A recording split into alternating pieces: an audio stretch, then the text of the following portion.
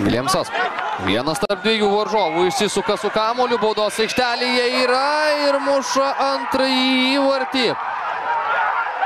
Oi, Danielis Viljamsas įleistas į baudos aikštelę. Visų pirma, du panevėžiečių futbolininkai buvo šalia varžovo, bet leido jam kamuolį prasimesti, leido atsipalaiduoti baudos aikštelėje. Įsiveržęs Danielis Viljamsas atlieka tikslų smūgį ir rezultatas jau 2-0. Štai čia Mazanis ir Čadženovičius dviese buvo prie Viljamso. Vėliau į baudos aikštelę įsiveržusį varžovą bandė pasitikti Linas Klimavičius, bet šaukštai po pietų ir tai, kas atrodė blogai, dabar atrodo kaip visiškas košmaras Panevėžiui.